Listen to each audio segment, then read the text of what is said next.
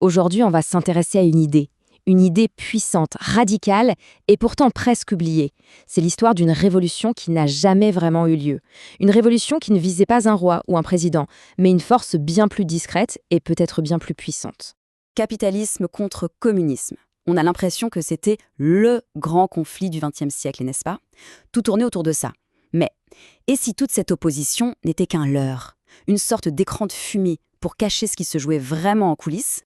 C'est là qu'intervient notre penseur du jour, le français Jacques Ellul. Dès 1982, dans un livre au titre prophétique, Changer de révolution, il pose un diagnostic qui, à l'époque, a dû faire l'effet d'une bombe. Pour lui, que l'on soit du côté de Washington ou de Moscou, on courait en fait dans la même direction, droit dans le mur. Alors pour bien suivre sa pensée, il faut d'abord comprendre quel était selon lui le véritable adversaire. Et attention, la réponse n'est pas du tout celle qu'on attend. Pour Ellul, les discours, les drapeaux, l'idéologie, c'était de la poudre aux yeux.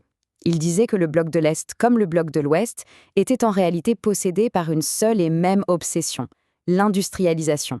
Produire toujours plus vite, c'était ça le vrai moteur de l'époque. Ok, petit retour en arrière. Pour bien comprendre Ellul, il faut repartir de Marx. C'est quoi le prolétaire chez Marx? C'est le travailleur qui a tout perdu. Sa terre, ses outils, son savoir-faire, sa culture. Il ne lui reste qu'une chose à vendre, sa force de travail. Il devient en quelque sorte une simple pièce de la grande machine capitaliste. Et c'est là que ça devient fascinant. Ellul dit en quelque sorte « Marx, tu as bien identifié la maladie, l'aliénation, mais tu t'es trompé de virus. » Pour lui, la force qui domine tout, ce n'est pas le capital. C'est ce qu'il appelle le système technicien. Et ce n'est pas juste une collection de machines. Non, c'est une logique. Une logique d'efficacité absolue qui s'insinue partout et qui soumet tout à son but, la performance maximale. Pour le dire très simplement, voilà l'idée centrale d'Ellul. La technique est devenue le maître. Et le capital, ce n'est plus qu'un de ses serviteurs, un outil parmi d'autres pour atteindre cet objectif de croissance et d'efficacité à tout prix. C'est la technique qui fixe les règles, pas l'argent. Du coup, avec cette nouvelle grille de lecture, Ellul va regarder les grandes révolutions de son temps, la soviétique, la chinoise, et son verdict est sans appel, elles étaient vouées à l'échec. Ce tableau est redoutable. Il met les deux systèmes face à face. D'un côté, le moteur, c'est le capital. De l'autre, l'État. L'objectif, c'est le profit ou la puissance. Mais regardez la dernière ligne. Le résultat pour le travailleur, c'est exactement le même. Aliénation, prolétarisation. Dans les deux cas, il reste un simple rouage d'une machine qui le broie. C'est une formule terrible, mais elle résume parfaitement son analyse de l'URSS. La promesse, c'était de libérer le travailleur. La réalité, on a juste remplacé le patron privé par un patron infiniment plus puissant et totalitaire. L'État. Un capitalisme d'État qui a eu besoin d'un prolétariat encore plus exploité pour sa course à l'industrialisation. Et la Chine alors? Rebelote. Même histoire. Mao a bien essayé de trouver une autre voie, mais la nécessité de rattraper l'Occident, cet impératif technicien, a été plus forte que tout. Finalement, l'idéologie a dû céder le pas à la logique implacable du système. Bon, d'accord, c'est bien de tout critiquer, mais alors, on fait quoi? Quelle est l'alternative que propose Ellul? Et c'est là vraiment que sa pensée devient vertigineuse. Il ne s'agit plus de faire des ajustements, mais bien de changer de révolution. La question est simple, mais la réponse est complexe. Si le vrai problème, c'est ce système technicien qui a contaminé tout le monde, comment on s'en sort? Comment on le combat? Alors accrochez-vous bien parce que son programme en 5 points est un vrai séisme. 1. On arrête de produire pour produire et on oriente notre industrie vers les vrais besoins, notamment ceux du Sud. 2, et c'est le plus dingue, la non-puissance. On renonce à la course militaire et à l'État centralisateur.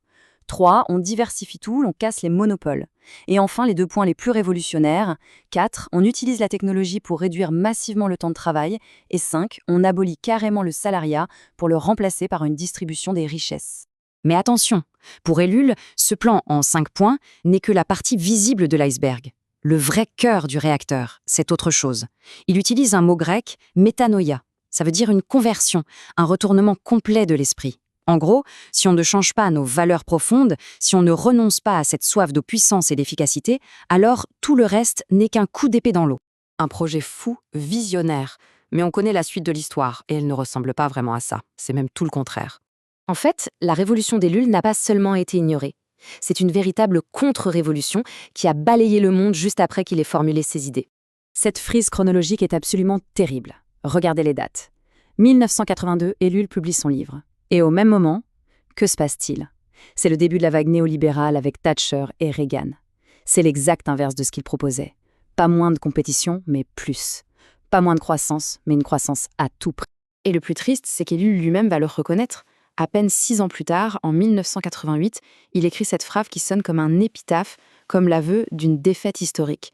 Il pensait que le train était passé et qu'on l'avait raté. Alors, est-ce que tout est perdu? C'est la grande question. Et ce qui est incroyable, c'est de voir à quel point les idées d'Ellul, même si on ne prononce pas toujours son nom, sont au cœur de nos débats actuels. Quand on parle de décroissance, de critiquer les GAFAM, de revenus universels, eh bien, on parle le langage d'Ellul sans le savoir. Et ça nous ramène à la question finale. Ellul était persuadé que la fenêtre d'opportunité, cette chance décisive, avait été perdue dans les années 80. Mais aujourd'hui, face à la crise écologique, face au bouleversement technologique, est-ce qu'une nouvelle fenêtre ne serait pas justement en train de s'ouvrir? Ou est-il définitivement trop tard? La question, en tout cas, reste posée.